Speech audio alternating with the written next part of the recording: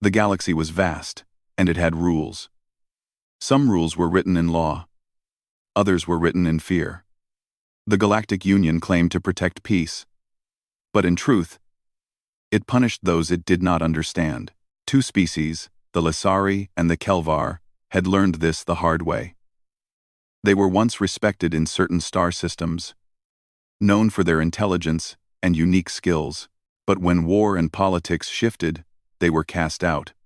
The galaxy no longer wanted them. The Lysari were small, fragile creatures with translucent skin and soft, glowing eyes. They were peaceful by nature, and their knowledge of biology and ecosystems was unmatched. Relai, one of the Lysari leaders, had spent decades studying the stars, hoping to find a way to help his people survive. He had a calm voice, a patient mind, and an endless curiosity about the universe. But his calmness could not protect him from the judgment of the Union. The Kelvar were different. They were larger, strong, and had exoskeletons that made them look almost like walking machines. Their minds were sharp, their strategies brilliant, and their soldiers disciplined. Vecron was their chief strategist. He had survived countless battles and had led his people through many crises. Unlike Relai, he was quick to anger and slower to trust. Still, he cared for his people and would do anything to keep them alive. Both species had tried to plead their case to the Union. They sent messages, offered assistance, and even showed that they could be valuable allies.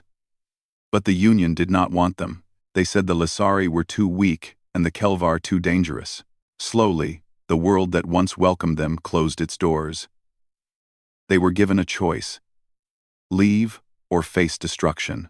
Relai and Vecron chose survival. Together, they gathered what they could from abandoned stations and damaged ships.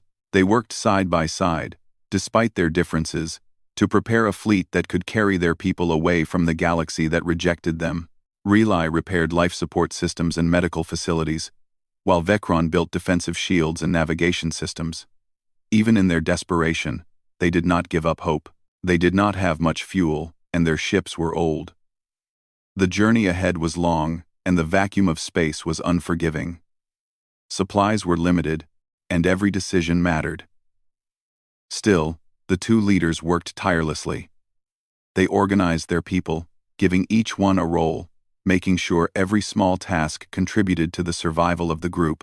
As they drifted further from the nearest inhabited systems, fear began to grow. The Lysari whispered among themselves, wondering if they would ever find a place to belong.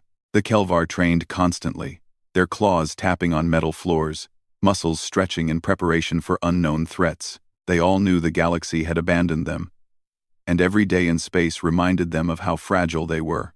One night, as their fleet slowly moved through a dark sector, Relai called a meeting with Vecron.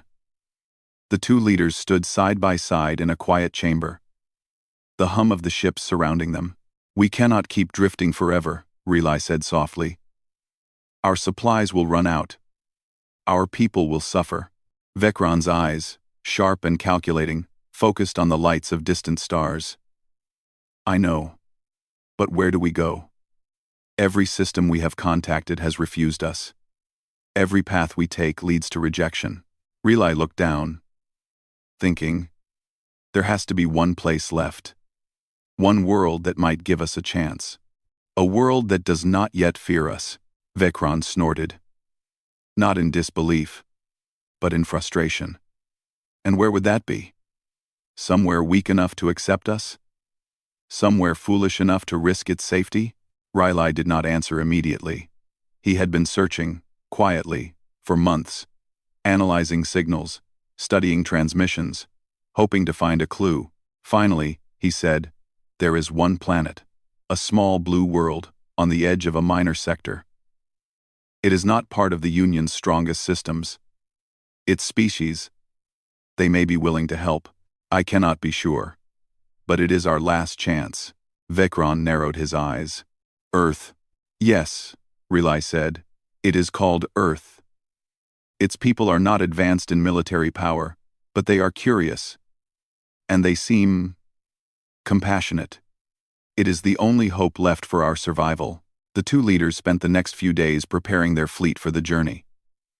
They rationed food, repaired engines, and organized sleeping shifts. The Lasari taught the Kelvar how to preserve delicate plants and medicines. The Kelvar showed the Lasari how to reinforce hulls and use energy efficiently.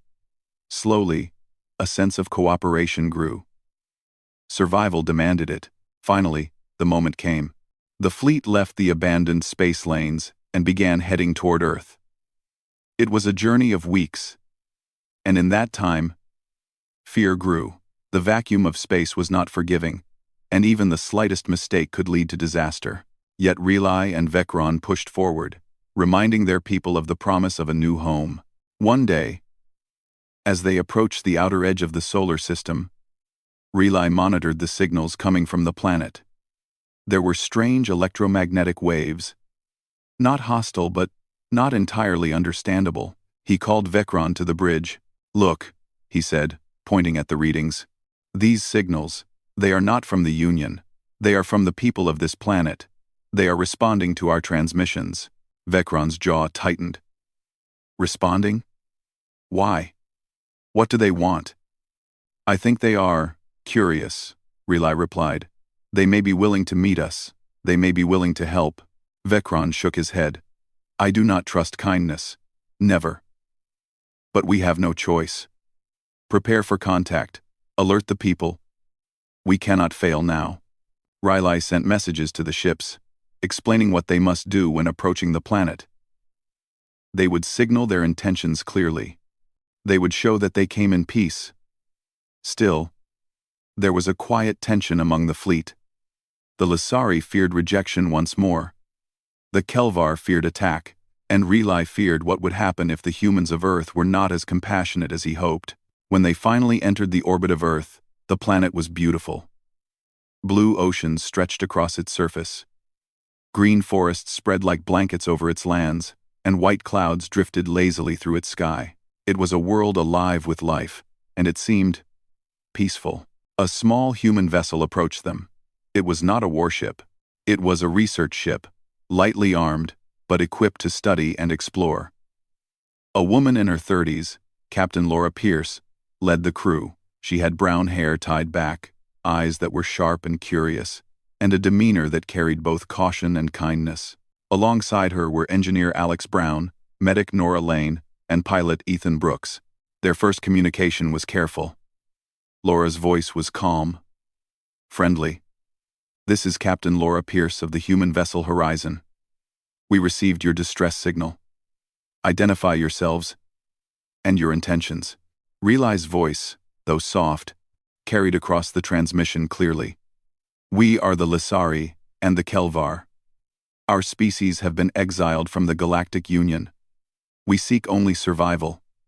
We come in peace and ask for refuge." Vecron did not speak at first.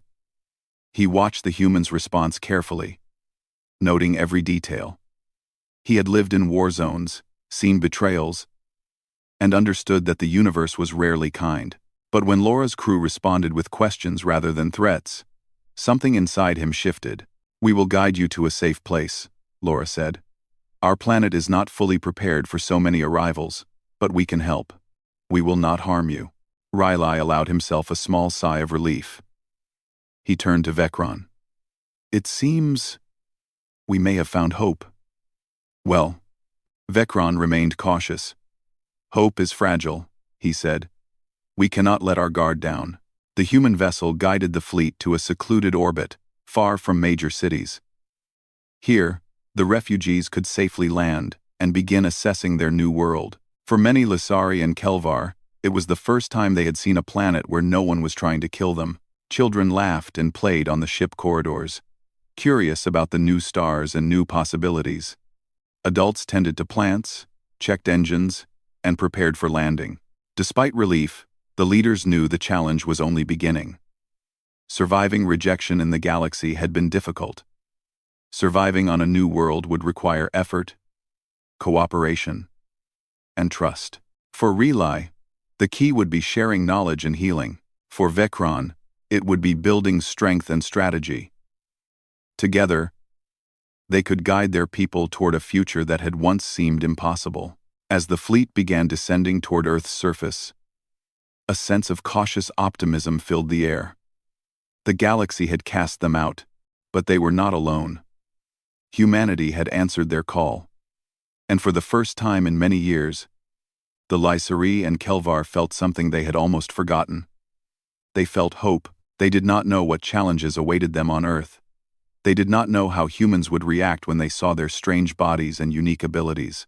But for now, in the quiet of space and the calm of Earth's orbit, they allowed themselves to believe that survival was possible.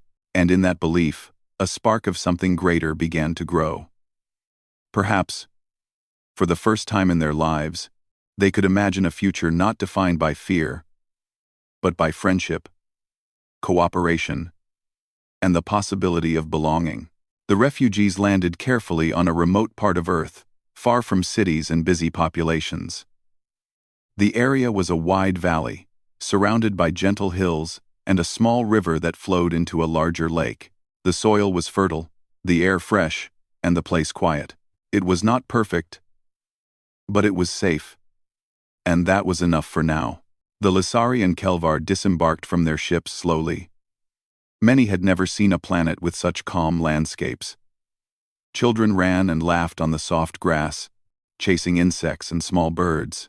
The adults worked carefully to set up temporary shelters using materials from their ships. Relai guided the Lysari in creating habitats that could protect them from the weather. Vekron oversaw the Kelvar, making sure that nothing was left vulnerable to accidents or outside threats. Captain Laura Pierce and her crew were already waiting. Humans from nearby towns had been quietly informed and asked to volunteer. Alex Brown, the engineer, examined the alien technology with fascination. "These designs, I've never seen anything like this," he said, touching a piece of machinery that seemed alive, moving slightly when he approached. Ethan Brooks flew a small drone overhead to monitor the land and map out safe areas for the refugees. "They're fast learners," he said. "Look at how quickly they're adapting to Earth gravity." "It's impressive." Nora Lane, the medic, worked with the Lysari, learning about their fragile biology. "Their blood chemistry is completely different," she said to Riley. "I have to study it carefully to make sure I don't make a mistake. But I think I can help your people recover faster." Riley nodded. "That is good. Our people have suffered from hunger and exhaustion. Your help is valuable." The first weeks were difficult. The refugees were tired, and their bodies were not used to Earth's gravity or atmosphere. Some became sick. Food had to be carefully balanced between their needs and what Earth could provide. But slowly, they adapted.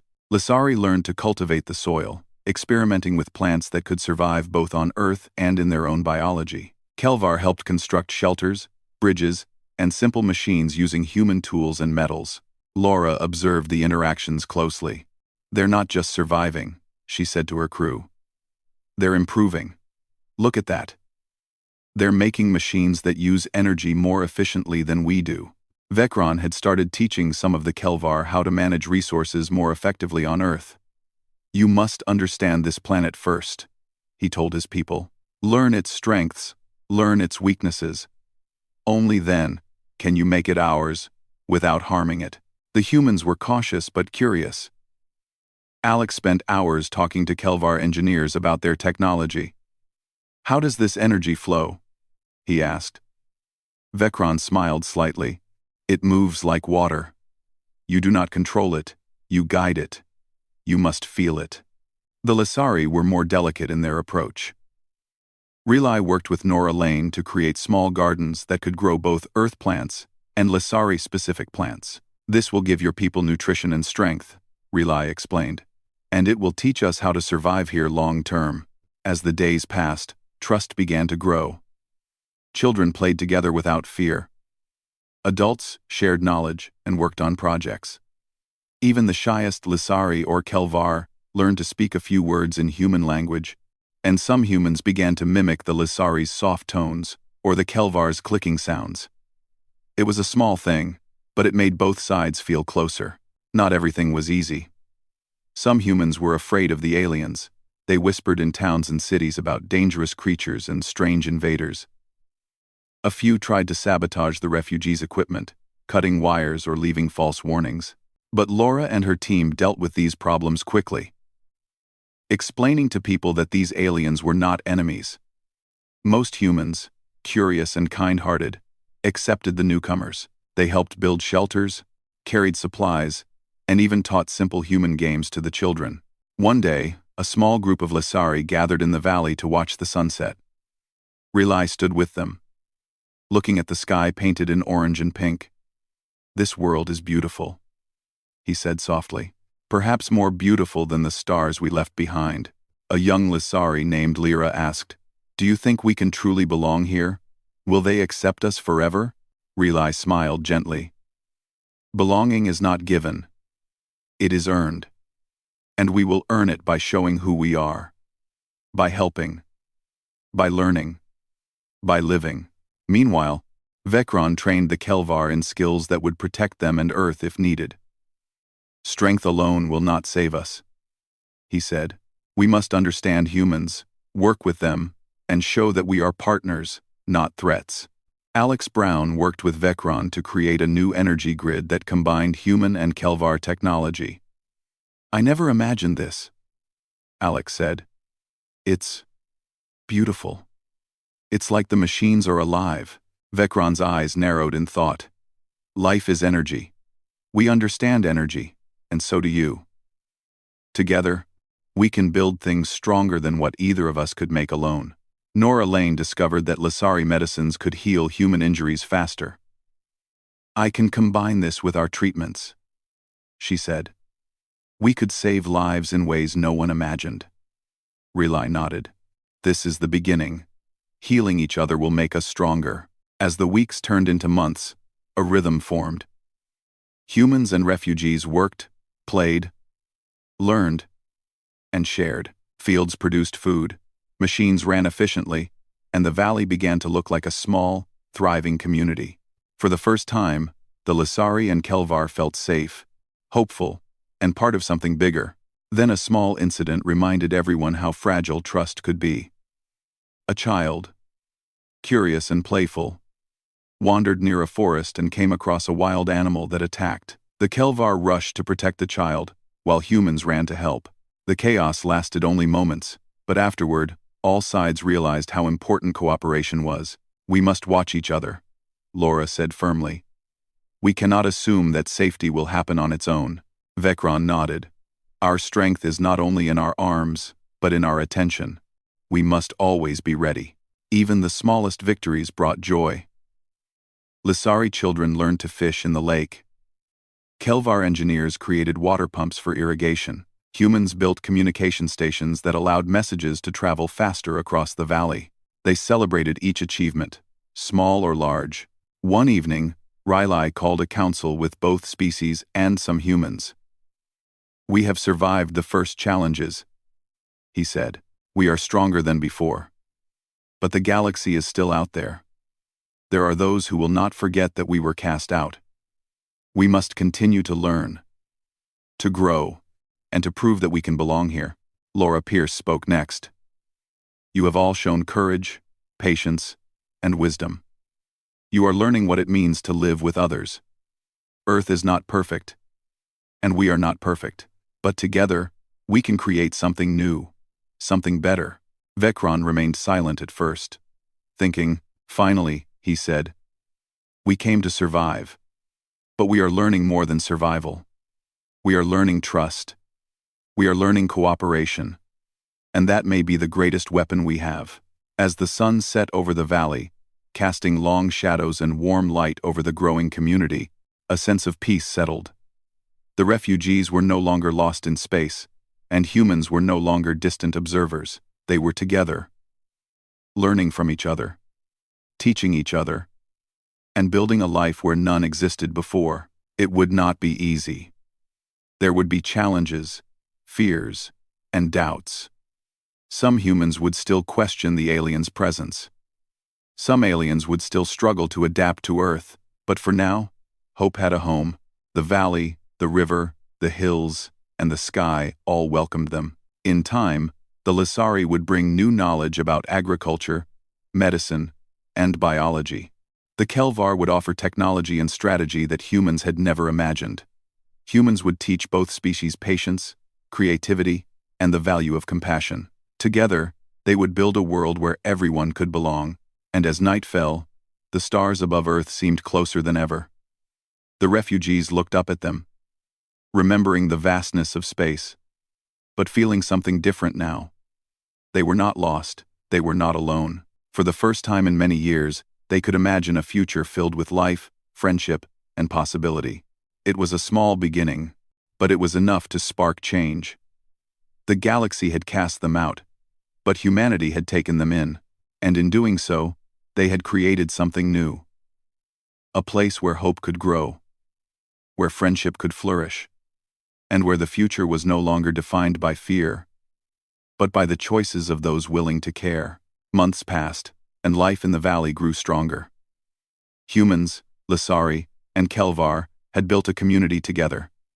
Fields were full of crops, machines ran smoothly, and children played without fear. Yet, deep in space, the galaxy had not forgotten them. The Galactic Union had sent a warship to reclaim the Lissari and Kelvar, claiming they were property of the Union.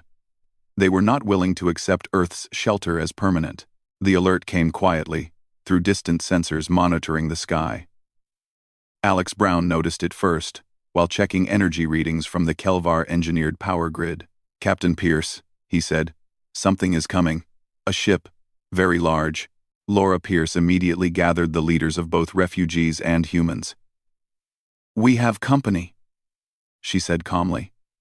"It's a Union warship. They want to take back the Lissari and Kelvar." Vecron studied the human maps of the sky. "They expect fear. They expect us to surrender. But we will not. Not today. Not ever." Relay nodded. "We must prepare, but we must also show them that we are not enemies of humanity. We are partners." The human engineers and Kelvar worked together to reinforce the valley's defenses. Simple walls became strong barriers.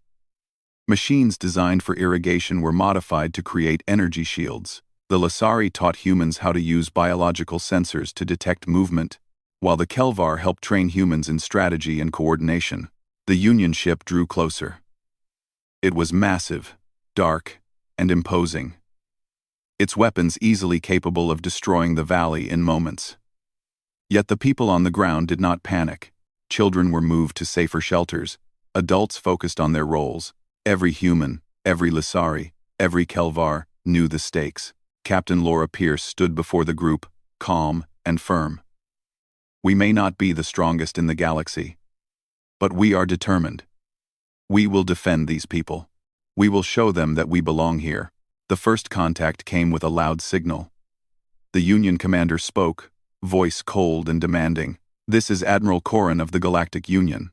You will surrender the Lissari and Kelvar immediately. Any resistance will be met with force." Vecron stepped forward, his voice strong. "We are not yours to take. We are alive because of those who chose to protect us." "We will not leave," Relay added. "We are not enemies. We come in peace, and we will fight only to defend life." The warship fired a warning blast near the valley, shaking the ground. Humans and refugees felt the tremor, but they did not falter. Engineers redirected energy through Kelvar machines, creating shields that absorbed the attack. The first assault failed. Laura ordered the humans and refugees to spread out, using the valley's terrain to their advantage. The hills hid Lissari scouts, while Kelvar engineers set up mobile barriers. Alex and Ethan piloted drones to monitor the Union ship, finding weak points in its structure. Every person, alien or human, had a task. The Union ship fired again, stronger this time. Relay guided Lissari energy sensors to predict the attack, allowing humans to move out of danger. Nora Lane tended to minor injuries immediately. Showing skill she had learned from Lissari medicine, Vecron led the Kelvar in tactical positions. "Do not attack unless I say. Focus on defense. Make them see that we cannot be taken easily." The battle continued for hours. Each Union attack was met with a counter. Human ingenuity, combined with alien technology, proved stronger than the Union expected. Energy shields, Kelvar traps, and careful strategy kept the valley safe. The Union commander, frustrated, realized that fear and intimidation would not work against these people. Then, Laura Pierce made a bold move. "We cannot just defend," she said. "We must show them strength and unity." She ordered a coordinated counterattack. Kelvar-built drones, guided by human pilots, struck at the Union ship's engines. Lysari energy pulses disrupted their navigation systems. Humans targeted critical components, using the aliens' knowledge to aim precisely. The Union ship began to falter, unable to maintain its attacks. Vecron smirked slightly. They expected submission. They did not expect cooperation or determination. Relay addressed the group quietly. "Today we show them that life is more than power. It is courage, friendship, and the willingness to protect one another."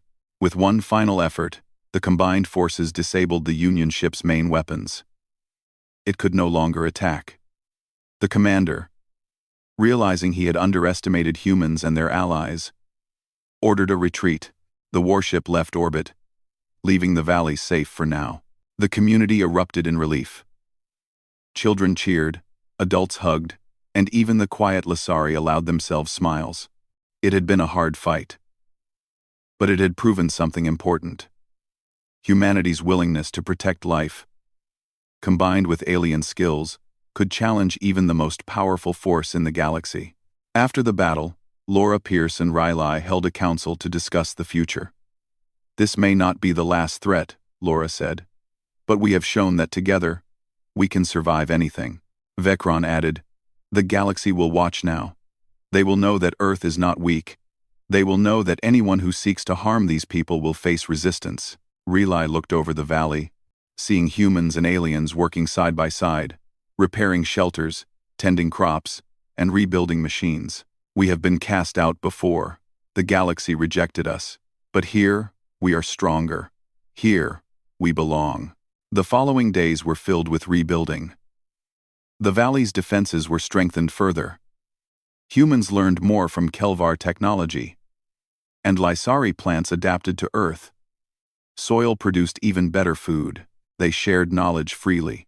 Vecron began teaching humans strategy, while Relay continued his work in medicine and biology. For the first time in years, the Lysari and Kelvar felt hope.